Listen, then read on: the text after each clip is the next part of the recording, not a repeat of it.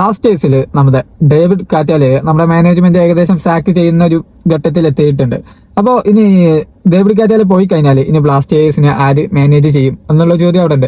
അപ്പോൾ അതിന് ഇപ്പൊ നിലവിൽ നമ്മുടെ റിപ്പോർട്ടുകൾ കാര്യങ്ങളൊക്കെ വരുന്നത് പ്രകാരം ഏറ്റവും കൂടുതൽ സാധ്യതയുള്ള മാനേജർ എന്ന് പറയുന്നത് നമ്മുടെ വെസ്റ്റ് വുഡ് എന്ന് പറയുന്ന ഒരു മാനേജറാണ്.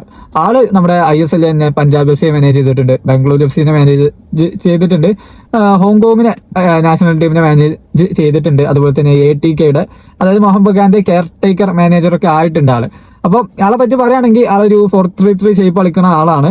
അപ്പോൾ നിലവിൽ ഇയാളെയാണ് ബ്ലാസ്റ്റേഴ്സ് മാനേജ്മെന്റ് ഇനി ഹയർ ചെയ്യാന്നുള്ള ന്യൂസ് കാര്യങ്ങളൊക്കെയാണ് ഏറ്റവും കൂടുതലായിട്ട് നമ്മുടെ കാണാൻ കഴിയുന്നത്. നമ്മുടെ റിപ്പോർട്ടേഴ്സൊക്കെ അതാണ് ഇപ്പോൾ റിപ്പോർട്ട് ചെയ്യുന്ന ന്യൂസുകൾ. നമ്മുടെ ഇവാൻ ആശാനുമായി ബന്ധപ്പെട്ട സംഭവങ്ങളൊക്കെ വരുന്നത് ഫേക്ക് ആയിട്ടുള്ള ഒരു ന്യൂസ് കാര്യങ്ങളൊക്കെയാണ്. അപ്പോൾ ഇപ്പോൾ നിലവിൽ ഇന്റർനാഷണൽ ബ്രേക്കാണ്, ഇന്ത്യയുടെ മത്സരങ്ങൾ കാര്യങ്ങളുണ്ട്. അതുപോലെ തന്നെ നമ്മുടെ ഡേവിഡ് കാറ്റാല ആള് ഇപ്പോൾ സ്പെയിനിൽ എത്തിയിട്ടുണ്ട് എന്ന് ആണ് ഇപ്പോൾ കിട്ടുന്ന റിപ്പോർട്ടുകൾ. പക്ഷെ സ്പെയിനിലെത്തിയത് ആ ഒരു വെക്കേഷന് ആസ്വദിക്കാൻ വേണ്ടിയാണോ?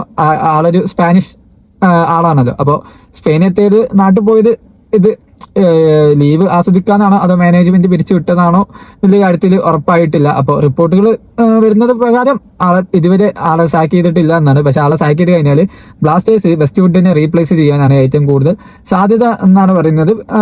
ബ്ലാസ്റ്റേഴ്സിന്റെ അതുപോലെ തന്നെ വെസ്റ്റ് വുഡിന്റെ ഇടയിലുള്ള ടോക്സ് കാര്യങ്ങളൊക്കെ ഓൺഗോയിങ് ആണ്. അത് ഏകദേശം ഫൈനൽ സ്റ്റേജിൽ അത് സംഭവം എത്തിയിട്ടുണ്ട്. അടുത്ത ഒരു 24 അല്ലെങ്കിൽ 2-3 ദിവസത്തിന്റെ ഉള്ളിൽ ഇയാൾ വരികയാണെങ്കിൽ വരും എന്നായിരുന്നു ഇതിന്റെ വെസ്റ്റ് വുഡുമായി ബന്ധപ്പെട്ട ന്യൂസ് കാര്യങ്ങളൊക്കെ. പക്ഷെ ഇതുവരെ ഒഫീഷ്യലായിട്ട് ഒന്നും ക്ലബ്ബ് നമ്മളെ അറിയിച്ചിട്ടില്ല. അപ്പോൾ ഇനി എന്താണ് സംഭവിക്കുക എന്നുള്ളത് നമ്മൾ കണ്ടറിയേണ്ടതാണ്. അപ്പോൾ നമ്മുടെ കോണ്ടന്റ്സ് കാര്യങ്ങളൊക്കെ നിങ്ങൾക്ക് ഉപകാരപ്പെടുന്നു എന്നുണ്ടെങ്കിൽ ലൈക്ക് ചെയ്യുക, ചാനൽ ഒന്ന് സബ്സ്ക്രൈബ് ചെയ്യുക.